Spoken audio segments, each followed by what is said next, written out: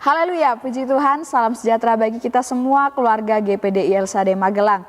Kita mengucap syukur kembali hari ini kita dapat menikmati kebenaran firman Tuhan.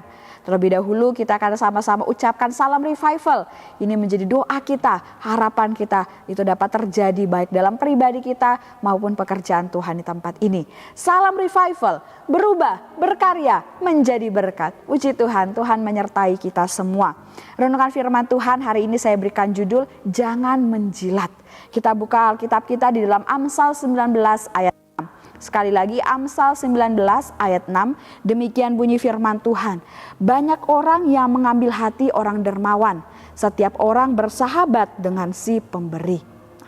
Bapak Ibu yang diberkati oleh Tuhan, dalam dunia ini orang-orang yang memiliki kekayaan yang banyak, orang-orang yang memiliki posisi-posisi penting dalam sebuah lembaga, organisasi dan sebagainya, ataupun mereka yang berpangkat tinggi, ya, hidup bersama-sama dengan begitu banyak orang yang bisa dan dapat merayu mereka, membujuk mereka, meminta-minta dan melayani mereka dengan mengharapkan imbalan, ya, untuk mendapatkan sesuatu yang menguntungkan mereka.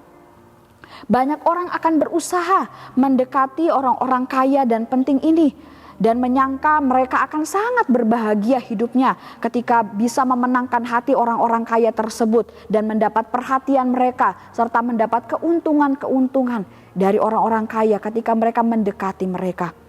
Bahkan teman-teman yang sudah dekat dengan orang-orang yang kaya tadi pun bisa saja ya bersikap sangat baik, melayani, memuji-muji mereka dengan perkataan-perkataan yang baik, dengan perkataan-perkataan yang indah, enak didengar untuk mendapatkan sesuatu ya dari kekayaan mereka ataupun manfaat dari pangkat mereka yang tinggi dan lain sebagainya. Tetapi pada kenyataannya orang-orang yang kaya, orang-orang yang penting, orang-orang yang berpangkat tinggi itu mereka sesungguhnya sedang dikelilingi oleh dapat dikatakan sebagai orang-orang yang menjilat atau seorang penjilat yang akan menyanjung-nyanjung mereka, memuji-muji mereka selama harta mereka ada, selama pangkat mereka ada, selama posisi mereka dalam suatu lembaga itu ada. Tetapi mereka semua itu akan meninggalkan mereka yang kaya tadi saat harta mereka sudah sirna. Mereka yang sebelumnya sangat mendekati, sangat memuji-muji mereka yang memiliki posisi yang tinggi. Tapi ketika posisi itu diambil, mereka pun akan meninggalkan. Mereka akan membiarkan dan mencari orang lain, orang kaya yang lain untuk dapat didekati oleh mereka. Nah, ini adalah disebut sebagai orang-orang penjilat. Ya. Mereka yang menyanjung-nyanjung, yang mencari, mendekati orang-orang yang kaya, kemudian dapat mendapatkan keuntungan dari orang kaya yang mereka dekati. Nah, apa yang kita dapat pelajari dari Amsal ini Bapak Ibu yang diberkati oleh Tuhan, dari renungan firman Tuhan, mari kita jangan menjadi seorang penjilat, jangan menjilat sesama kita.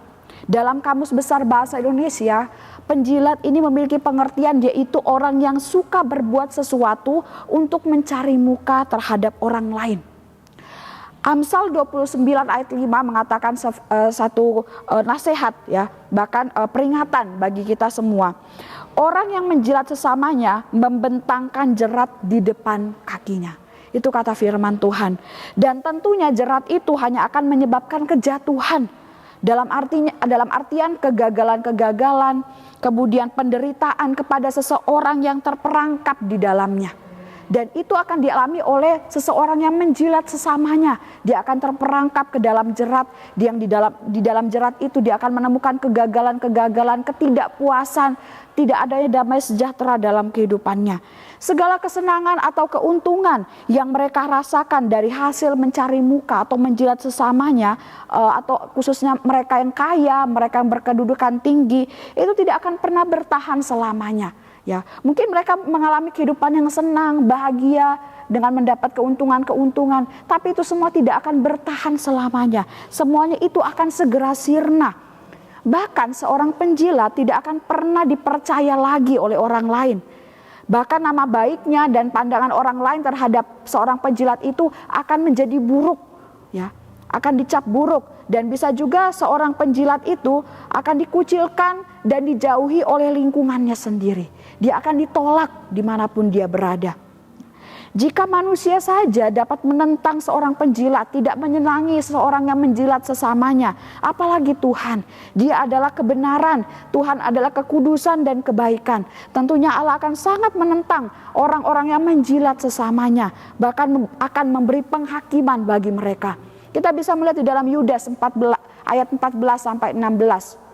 Di sana berkata, juga tentang mereka Henok keturunan ketujuh dari Adam telah bernubuat katanya, sesungguhnya Tuhan datang dengan beribu-ribu orang kudusnya, hendak menghakimi semua orang dan menjatuhkan hukuman atas orang-orang fasik karena semua perbuatan fasik yang mereka lakukan, dan karena semua kata-kata nista yang diucapkan orang-orang berdosa yang fasik itu terhadap Tuhan. Mereka itu orang-orang yang menggerutu dan mengeluh tentang nasibnya, hidup menuruti hawa nafsunya, tetapi mulut mereka mengeluarkan perkataan-perkataan yang bukan-bukan, dan mereka menjilat orang untuk mendapat keuntungan. Dan dikatakan orang-orang seperti ini akan menerima penghakiman Tuhan. Tuhan akan menjatuhkan hukuman bagi mereka. Dan menjadi peringatan bagi kita semua, menjadi pelajaran bagi kita. Jangan sampai kita menjadi seorang yang berperilaku menjilat sesama kita, mencari muka sesama kita, khususnya mereka orang-orang yang kaya, orang-orang yang berkedudukan tinggi. Ya, tapi mari kita mau hidup dalam kebenaran Tuhan. Yang harus kita lakukan dalam kehidupan ini, dalam kita beraktivitas, dalam kita melakukan pekerjaan kita atau apapun yang kita lakukan. Kolose 3 ayat 23. Apapun juga yang kamu perbuat, perbuatlah dengan segenap hatimu seperti untuk Tuhan dan bukan untuk manusia. Bukan untuk dipandang manusia kemudian mendapat keuntungan dari manusia. Tapi apa yang kita lakukan, kita kerjakan, apa bagian kita lakukan untuk Tuhan. Segala hal yang kita kerjakan, perbuatlah itu dengan segenap hati, dengan sebaik-baiknya, dengan sekuat tenaga kita, dengan semaksimal mungkin. Tujuan utamanya bukan untuk dipandang dan dinilai sesama, melainkan untuk memuliakan Tuhan, untuk menyenangkan hati Tuhan. Dengan apa yang kita lakukan, dengan apa yang kita kerjakan, Tuhan dapat melihat bagaimana kita mengerjakan segala hal dengan baik dan benar.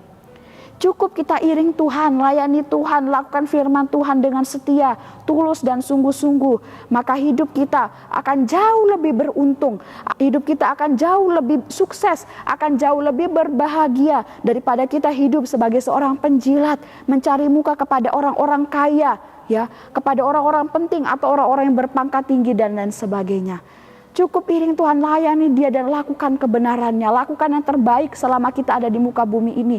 Maka Tuhan akan menjadikan kita orang yang paling bahagia, menjadi orang yang paling bersuka cita di muka bumi ini.